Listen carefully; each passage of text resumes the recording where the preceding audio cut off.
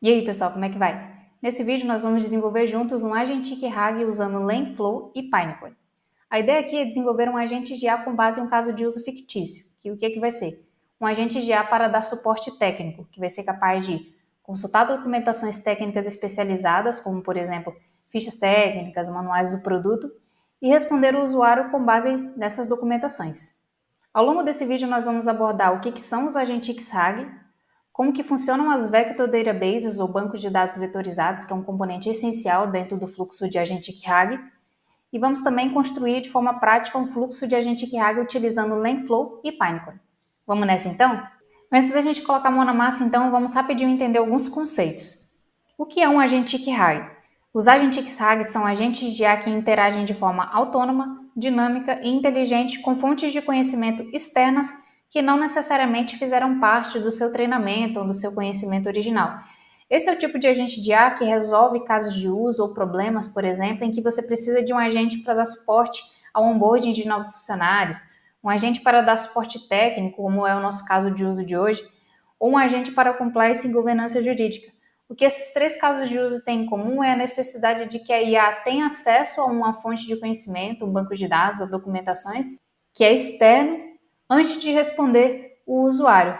E essas informações costumam, em geral, ser ou informações que são confidenciais, ou informações que são recentes, atualizadas, são especializadas ou são proprietárias. E essas fontes de conhecimento não fazem parte do treinamento original do modelo de linguagem, por isso que o agente já precisa consultá-los antes de responder o usuário. Nesses casos de uso em que a IA precisa acessar essa fonte de dados ou de conhecimento, que é externa ao seu treinamento, uma fonte de conhecimento adicional, podem ser resolvidos através de uma abordagem que nós chamamos de RAG, através dessa técnica chamada RAG, ou Retrieval Augmented Generation, que combina a capacidade inteligente dos modelos de linguagem, de gerar resposta com base no conhecimento que elas foram treinadas, com sistemas de busca inteligente, que já a gente vai entender, que é a capacidade de você poder armazenar suas documentações de uma forma que ela possa ser pesquisável pelo agente de IA. A gente já vai entender melhor. Vamos então entender como que funciona o fluxo, o workflow de conversa com um agente RAG comparado a um fluxo com um modelo de linguagem simples, por exemplo. Quando eu converso com um modelo de linguagem simples, na sua forma bruta, sem interação com nenhuma fonte de dados, o fluxo funciona mais ou menos assim. O usuário dá uma entrada, faz uma pergunta, a IA processa essa pergunta e gera a resposta com base no conhecimento e que ela foi treinada e retorna para o usuário.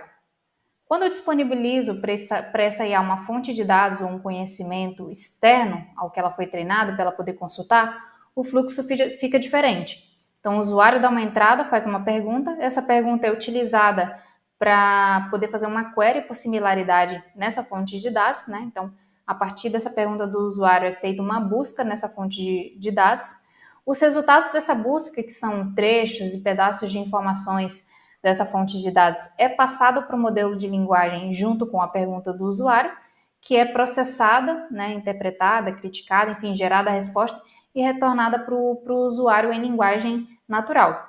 E dentro desse fluxo, em que a pergunta do usuário e aí a consulta essa fonte de dados antes de retornar para o usuário, um componente muito importante aqui que a gente mencionou no começo são as Vector Databases, ou os bancos de dados vetorizados, que é o local onde nós armazenamos as informações de uma forma que ela possa ser pesquisável pela IA. Ou seja, que a IA consiga fazer consultas dentro desse banco de dados vetorizado e consiga retornar os trechos de informações que são necessários para poder retornar ao usuário com base no que ele perguntou. O que a gente vai desenvolver aqui hoje vai ser um Agentic RAG, que é uma evolução do agente RAG, mostrado aqui no fluxo anterior. E qual que é a diferença entre um agente RAG e um Agentic RAG? O Agentic RAG interage de forma mais dinâmica e inteligente e autônoma com a fonte de dados que é disponibilizada para ele. Significa que o que a gente vai desenvolver hoje é um agente que tem essa cara aqui que vocês estão vendo desse fluxo aqui, em que o usuário fornece uma pergunta ou dá uma entrada, o agente de IA define se para aquela pergunta do usuário é necessário consultar a fonte de dados ou não. Se for necessário consultar a fonte de dados, ele define quais são as queries, ou seja, quais os termos, quais são as consultas necessárias para fazer para essa fonte de dados, interage quantas vezes for necessário para poder retornar a quantidade de informações necessária para responder o usuário, processa, né, utilizando ali como cérebro o modelo de linguagem e só depois retorna para o usuário. Significa que, diferente de um agente RAG, como mostrado no fluxo anterior, o agente RAG ele é mais inteligente, autônomo e dinâmico na hora de interagir com a fonte de dados, ou seja, definindo quando chamar a fonte de dados ou não, qual é a melhor query para poder fazer a consulta naquela fonte de dados e interagir quantas vezes for necessário para recuperar as informações necessárias para poder responder o usuário. Legal, né? Vamos lá entender então um pouco como que funcionam as Vector Databases, que é o local onde nós vamos armazenar as informações para que elas sejam pesquisadas pela IA. Vector Databases. O que são as Vector Databases ou bancos de dados vetorizados? São nada mais, nada menos do que bancos de dados que armazenam vetores. E o que é o vetor? Um vetor é a representação numérica de uma informação, ou seja, funciona como se fossem traduções matemáticas de informações, como texto, para um formato que as máquinas consigam, né, processar e entender o significado. Parece confuso, mas vamos lá para alguns exemplos para a gente poder entender melhor. A palavra gato, traduzida na sua forma matemática, ou seja, representada numericamente, teria sequência como, por exemplo, de 06, 09, 01. Esse é o vetor da palavra gato. O mesmo para a palavra cachorro, esse é o vetor da palavra cachorro, e esse é o vetor da palavra casas. E o que é interessante, né, dessas representações numéricas é que elas dão a capacidade para a inteligência artificial, por exemplo, entender características semânticas, características em termos de significado dessas palavras. Né? Então, significa que cada sequência, cada número, ela representa ou carrega uma característica semântica dessa palavra, desse vetor, por exemplo. E é isso que permite com que a máquina consiga, por exemplo, entender relações de significado, consiga comparar uma palavra ou um pedaço de informação com o outro, e isso é super essencial dentro do nosso fluxo de agente RAG, já que a gente precisa que a IA faça a consulta dessas informações por similaridade semântica. Legal, né? Vamos avançar mais. Vamos lá, então. Onde entram as Vector Databases, os bancos de dados vetorizados nesse contexto? Os bancos de dados vetorizados funcionam como se fossem bibliotecas especiais para armazenar essas representações numéricas ou essas traduções das informações. E o mais interessante aqui é que elas não só armazenam, mas elas organizam de uma forma que esses vetores possam ser pesquisáveis ou buscáveis pela inteligência artificial. E a estrutura das Vector Databases são super especiais, sofisticadas, porque permitem com que o agente de IA, por exemplo, possa fazer consulta nessas fontes de dados adicionais utilizando similaridade semântica, mesmo que a palavra-chave utilizada na consulta não seja exatamente a mesma, por exemplo. Então, são sistemas de buscas mais inteligentes. Então, como funcionam as Vector Databases, afinal? As Vector Databases armazenam essas informações como se fossem um mapa multidimensional.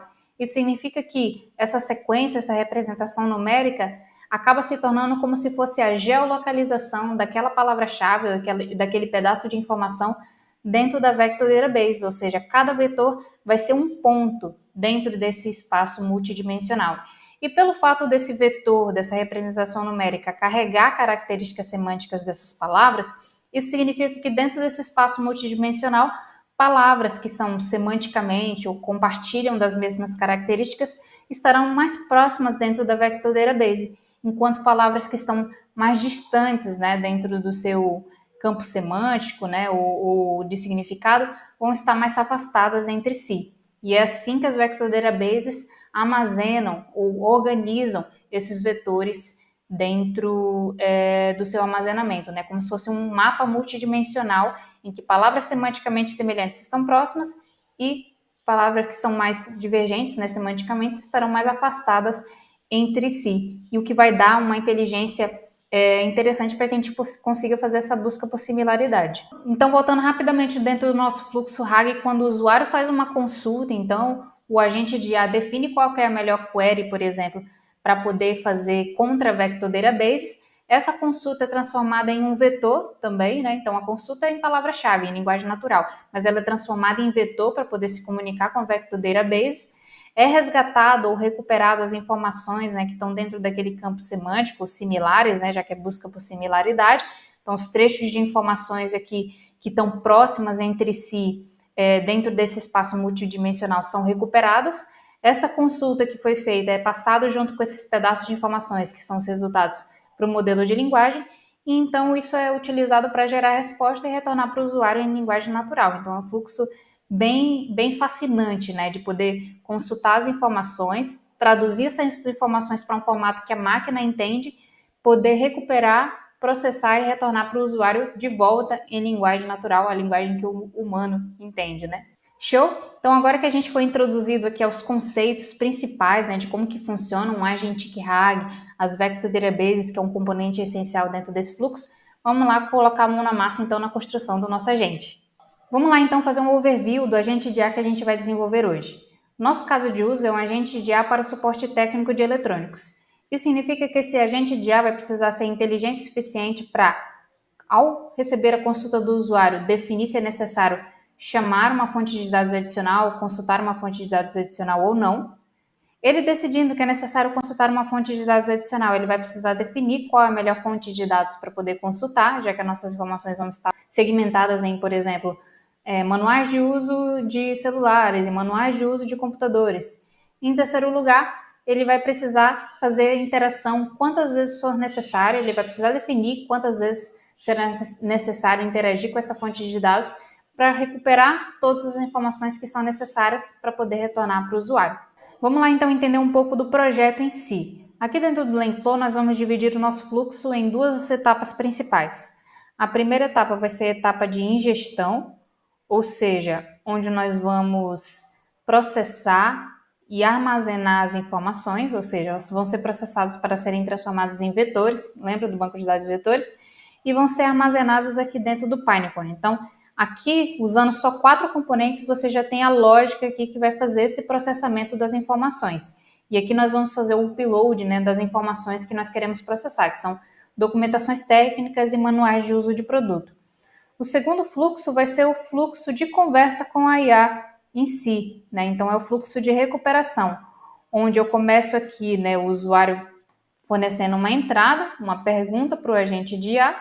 Esse agente de IA vai definir quais dos segmentos de informação é necessário para poder responder esse usuário. Então aqui a gente tem as informações definidas em 2 segmentos, né?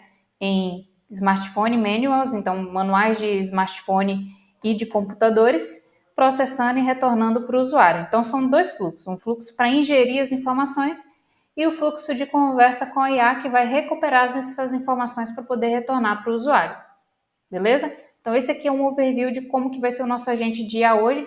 Vamos lá colocar a mão na massa para desenvolver do zero. Lembrando que para poder desenvolver esse tutorial que a gente vai ver agora, vai ser importante 3 coisas. Do LangFlow, você pode utilizar a versão auto-hospedada ou criar uma conta gratuita, é só pesquisar o site do LangFlow. Você vai precisar de uma conta no Pinecone, que é uma ferramenta de Vector Store, é onde a gente vai armazenar nossas informações vetorizadas. E aí você pode utilizar aqui o plano do Pinecone Starter, que é free, que é o suficiente para a gente conseguir desenvolver essa aplicação de hoje. E você também vai precisar de uma conta na OpenAI, já que o modelo que a gente vai utilizar para poder vetorizar as informações é da OpenAI, beleza? Pré-requisitos apresentados, vamos então dar início ao nosso fluxo e eu vou começar com a primeira etapa, que é a etapa de ingestão das informações. E antes de a gente arrastar qualquer componente para a tela, vamos ver como que vai funcionar essa ingestão das informações. O que a gente vai montar agora dentro do LangFlow é um pipeline de gestão de dados, onde a gente vai fazer o upload dos documentos, que no meu caso vão ser documentações em PDF, manuais de uso do usuário. Essa documentação vai ser dividida em partes, que a gente chama de chunks, é uma etapa necessária para poder armazenar na Vector Store, já que a gente não armazena cada documento vai ser um vetor, não é assim, na verdade essa documentação é quebrada em chunks e cada chunk vai ser um novo vetor. Dividida essa documentação, PDF, todas em partes, elas vão ser vetorizadas, utilizando um modelo de linguagem, que no nosso caso vai ser o da OpenAI, e depois vão ser armazenadas no Pinecone. E o que é interessante é que dentro do LangFlow eu consigo montar esse pipeline aqui sem escrever nenhuma linha de código, só utilizando os componentes e blocos arrastáveis. Vamos começar então. Meu fluxo vai iniciar com o upload das informações, então para eu conseguir iniciar esse fluxo eu vou utilizar o componente file.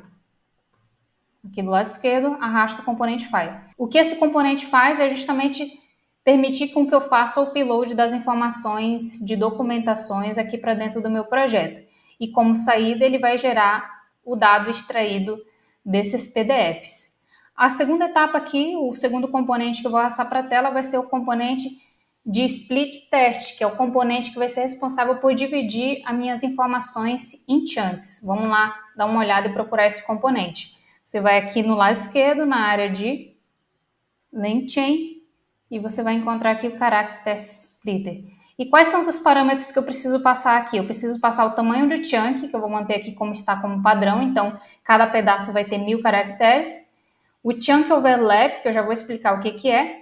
O input, que no caso aqui, o que vai ser o input? Vai ser justamente os dados e as informações que ele extraiu, que o componente file extraiu dos meus PDFs, então eu já posso pegar aqui o data e arrastar aqui e conectar com o input, já que o Character Splitter vai receber como entrada as informações do meu file. E o separator, que se eu quero dividir essas informações, por exemplo, utilizando um separador, né, como divisor, por exemplo, quero quebrar cada vírgula, cada ponto e vírgula, enfim, eu posso utilizar esse parâmetro aqui, que eu vou deixar também como está, como padrão. E vamos entender o que são os chunks. O chunk size é o tamanho dos pedaços da minha documentação. Então, se minha documentação vai ser dividida em pedaços, cada chunk vai ter 1000 caracteres. E o chunk overlap vai ter 200 caracteres. E o que é o chunk overlap? Vamos lá entender. O chunk overlap ele funciona como um chunk entre chunks. Isso significa que se minha documentação, por exemplo, é quebrada em 2 chunks, eu tenho o chunk 1 e o chunk 2, o chunk overlap vai ser um pedaço de informação que contém o final do chunk 1 e o início do chunk 2, ou seja, ele pega esse espaço intermediário. E para que serve o chunk overlap? Essa é uma forma de eu poder armazenar um vetor, de eu armazenar os vetores das minhas informações de forma que o contexto ou a relação entre um chunk e outro não seja perdido. Isso significa que quando eu armazeno chunk 1 e chunk 2 é o chunk overlap, ao invés de eu ter 2 chunks, eu tenho 3, sendo que um deles ele localiza, né? Ele informa, por exemplo, qual que é a relação entre um chunk e outro. E é assim que eu consigo fazer a divisão das minhas informações sem que o contexto ou a relação entre esses pedaços sejam perdidos. Então, essa é a utilidade do chunk overlap. Voltando então aqui para o nosso fluxo, definido o chunk size, que eu vou manter como padrão, e o chunk overlap também, e todos os parâmetros, a próxima etapa aqui é, divididas as minhas informações, eu vou ter como sair daqui essas informações já divididas. Para onde eu quero passar? Para a minha Vector Database, que no nosso caso vai ser a do Pinecone, beleza? Então, eu consigo arrastar aqui já para a tela o componente Pinecone, na categoria aqui de componentes de Vector Store. Encontrado aqui o componente do Pinecone, eu consigo ver aqui quais são os parâmetros que eu preciso, que é o index, que é a pasta maior que a gente vai criar lá dentro do Pinecone para poder armazenar essas informações. Namespace, que funciona como subpastas, ou seja, eu consigo segmentar dentro do meu index as minhas informações por namespace. No nosso caso vai ser útil, porque nós vamos ter 2 namespaces. Um namespace para armazenar as informações de manuais de uso de celulares e o outro de computadores. O Pinecone Key, que é aqui que estabelece a conexão. Um search query que eu não vou usar por agora, porque eu não quero pesquisar nenhum dado na minha Vector Store, só quero armazenar. Ingest data, e nesse parâmetro aqui de ingest data é onde eu passo as informações que eu quero armazenar, no caso, os dados. Então, eu já posso pegar aqui dentro do Character Splitter o data e conectar aqui com o ingest data. Então, essa é a conexão entre o Character Splitter e o Pinecone. O próximo parâmetro é o parâmetro embedding. E o que é um embedding? É o modelo, o algoritmo que vai fazer a vetorização das minhas informações. Então, lembra daquele processo de transformar os dados em uma representação numérica? Quem faz essa etapa, quem transforma a minha informação em uma representação numérica, é um modelo de embedding, que no caso aqui nós vamos utilizar o da OpenAI. Então, indo no lado esquerdo aqui, você pode encontrar aqui, pesquisar por embeddings e encontrar aqui o componente OpenAI Embeddings, na seção aqui de embeddings. E aí posso conectar aqui o embedding com a entrada de embedding do Pinecone. Vamos agora posicionar os outros parâmetros. Para eu conseguir preencher essas outras informações, eu vou precisar ir lá na minha conta do Pinecone. Então, se você já criou sua conta no Pinecone, vá lá dentro do Pinecone que a gente vai ver essa etapa agora. Criada aqui sua conta no Pinecone, você vai aterrissar nessa área aqui. E o que a gente vai fazer agora é criar o index, a pasta maior por onde a gente vai armazenar nossas informações. Então, aqui do lado esquerdo você pode clicar em Database. Você vai ver todas as áreas de index. Eu já criei aqui um index, mas eu vou reproduzir aqui novamente para você ver como é que funciona. Então, você pode criar em Criar Index. Pode fornecer um nome para o seu index, no caso aqui vou chamar de manuais de produto. O modelo que a gente vai utilizar, que é o modelo de embedding, a gente precisa definir aqui o que a gente vai utilizar. Dá para fazer um vídeo só para falar sobre modelos de embedding, mas o que a gente vai utilizar é o teste embed small, que é um modelo que é mais leve, ele tem menos poder computacional também, então ele é mais barato, então a gente vai utilizar esse modelo aqui para fazer o teste dessa aplicação. Teste embed small. Pode manter todos os outros padrões igual, já que é necessário manter esse padrão aqui para se manter na camada gratuita do Pinecone, e aí você pode clicar em criar index. Clicado em criar index, o seu novo index vai aparecer na área de index aqui dentro do Pinecone. E o que você vai precisar aqui? O nome. Então já copia o nome, que a gente vai passar lá para o Langflow.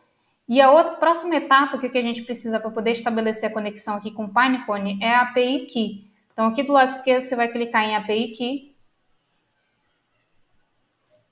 criar a API Key, vai fornecer um nome para sua API Key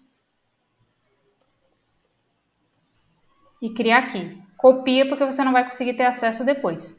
Agora vamos voltar lá para o nosso Langflow. Voltando aqui no Langflow, vamos preencher os parâmetros. Como index, eu vou adicionar o mesmo nome do index que eu criei lá, o Langflow, manuais de produto. O namespace não preciso preencher agora, porque a gente vai criar na hora que fizer a ingestão das informações, e eu vou fazer esse processo duas vezes, um para os manuais celulares, né, para o segmento de informações celulares, e outro para os computadores.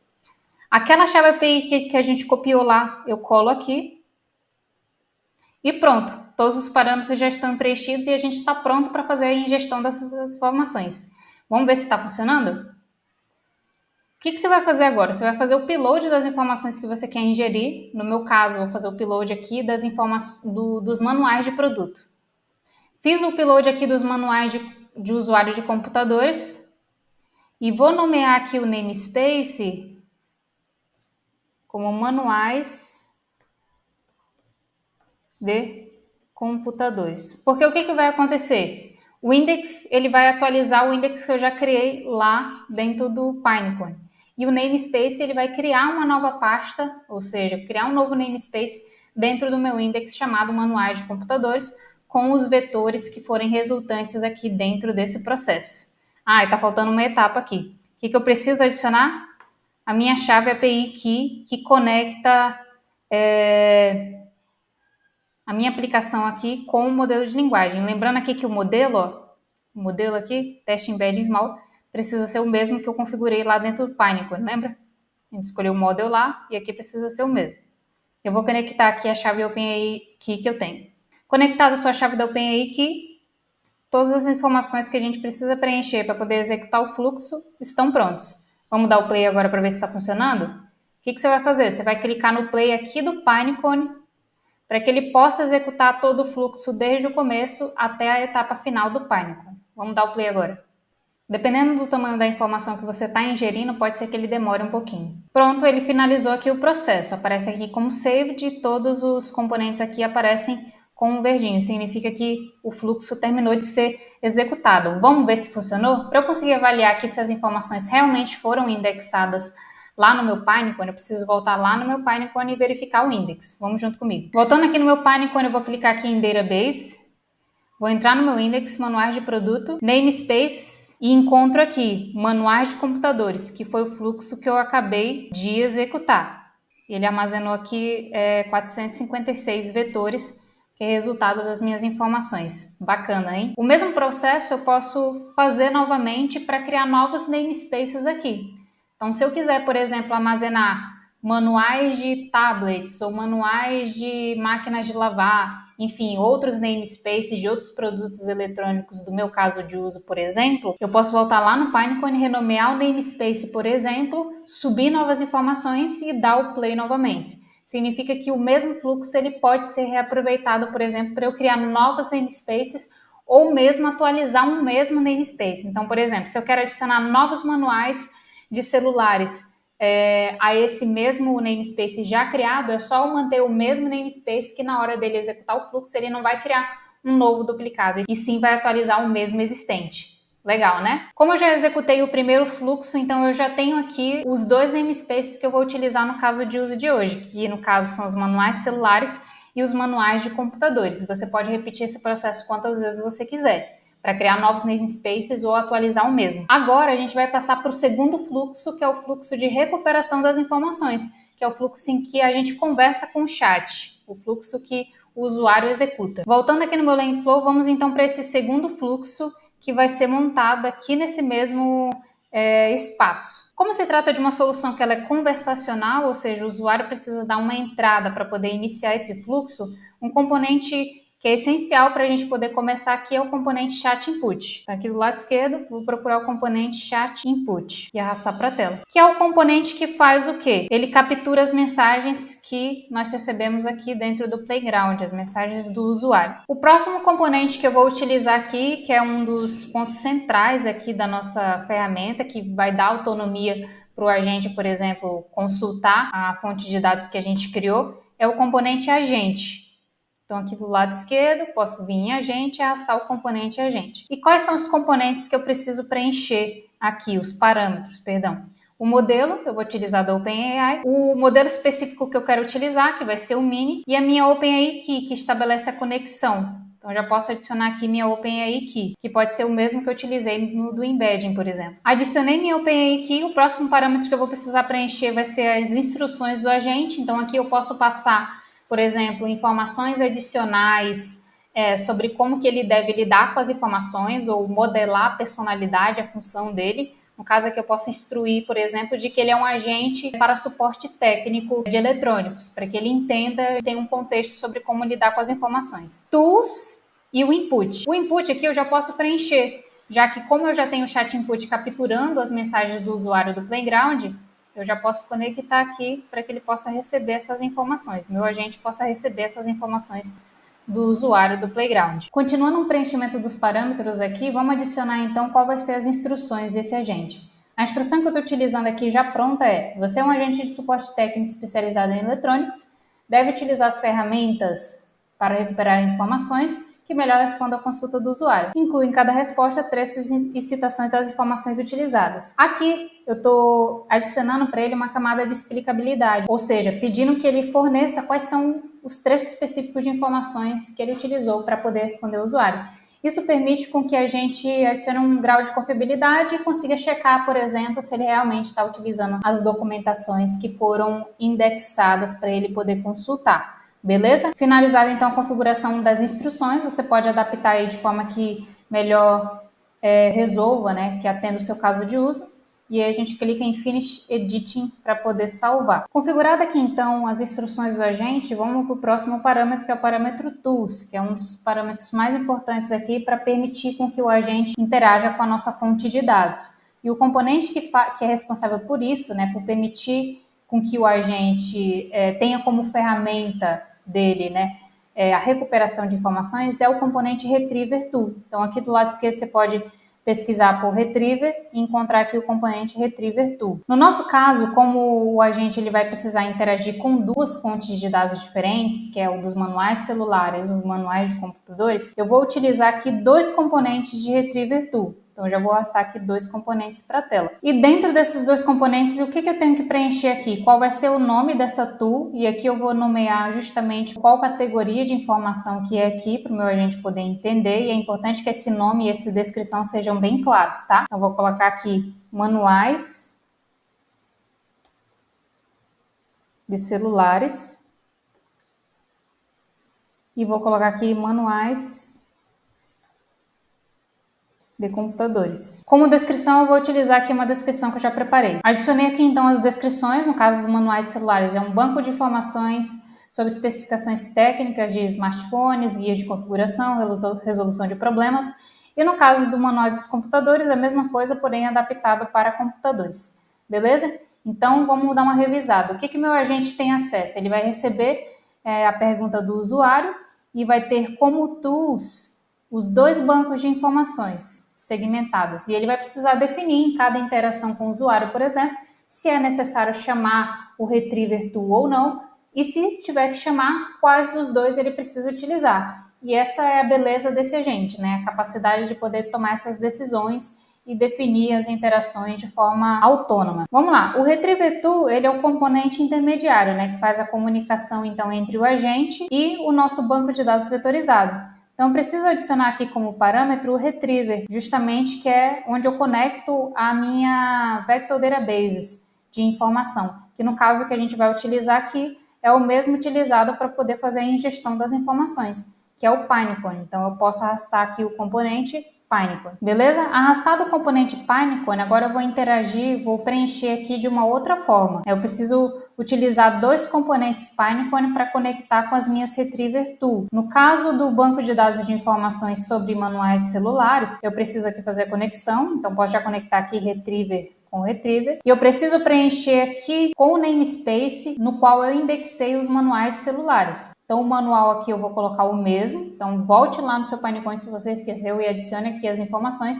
Eu já vou preencher aqui para a gente poder avançar mais rápido. Preenchi aqui então em cada Retriever Tool foi adicionado um Pinecone, um componente de Pinecone, sendo um com o meu banco de informações sobre celulares e o outro de computadores. E dentro de cada Pinecone eu preciso também preencher o parâmetro aqui Embeddings. Por que eu preciso preencher o parâmetro Embeddings? Porque em cada interação que o meu agente fizer com o Pinecone, ou seja, cada consulta que meu agente fizer ao Pinecone, essa consulta, o tema, a query, a consulta que ele utilizar também precisa ser vetorizada, né? Já que como as informações elas estão em forma de representação numérica, a consulta que eu faço ao Pinecone também precisa estar representada numericamente.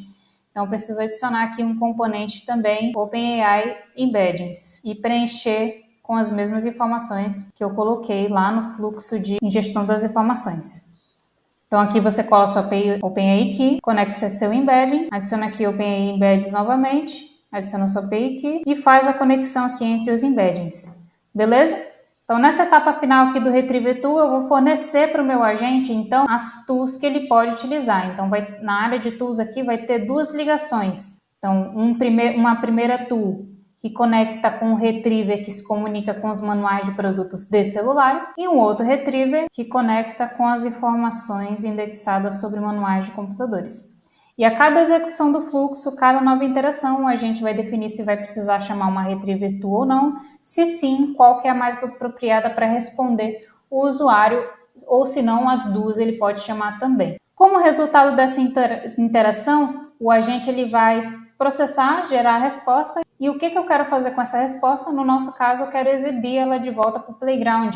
Para exibir aqui, então, a resposta no Playground, eu vou utilizar o componente Chat Output. Então, aqui na área de componentes, eu venho em Outputs, Chat Output e conecto aqui Response Test. Legal? Nosso fluxo, então, tanto de ingestão de dados quanto da de recuperação, no qual a gente se comunica com o agente, já estão prontos. E olha a carinha que ele ficou, que bacana. Então, significa que dentro desse processo aqui, eu já posso conversar com o meu agente. Vamos testar para ver se está funcionando? Como um primeiro teste, eu vou fazer uma pergunta aqui para o agente, então, que vai ser: o Galaxy aí tem função de pagamento NFC? Aqui a gente consegue ver que ele está executando aqui e consultou como tool manuais celulares, o que é positivo, significa que ele conseguiu decidir quais dos dois retrievers chamar para poder responder o usuário, já que eu falei sobre celular, e ele retornou aqui, sim, possui função de pagamento, e me retornou as informações aqui com base nas documentações. E clicando aqui nessa setinha, você consegue ver que ele executou a ferramenta de manuais de celulares, definiu aqui uma query ele mesmo, e como output tem aqui também as informações que foram retornadas da query que ele fez lá para dentro do banco de dados.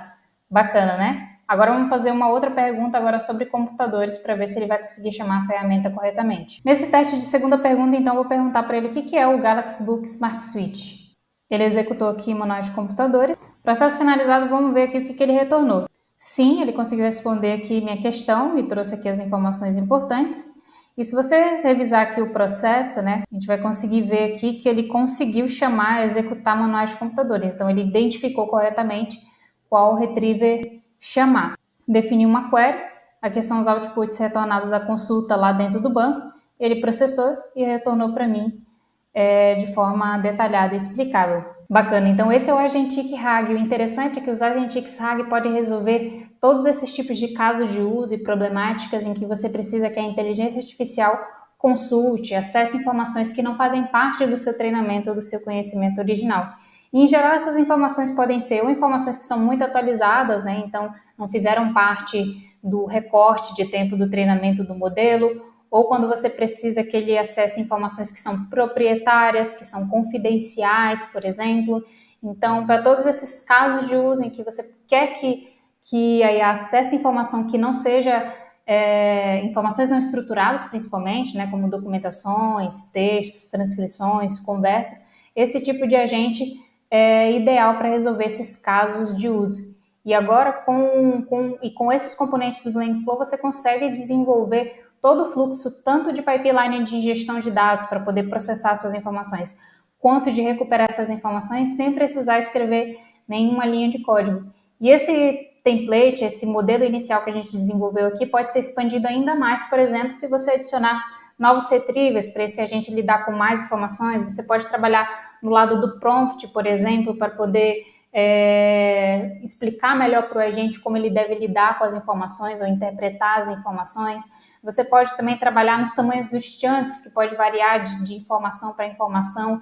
Então, há muitas variáveis que ainda dá para ser trabalhado aqui dentro desse fluxo, desse workflow, para esse agente ser ainda melhor, mais inteligente, autônomo e dinâmico. Eu espero que esse tutorial tenha sido útil e que esse conhecimento também sobre como funcionam as vector databases e como que funcionam os agentes XAG tenha sido útil para você, e vejo você num próximo vídeo. Tchau, tchau!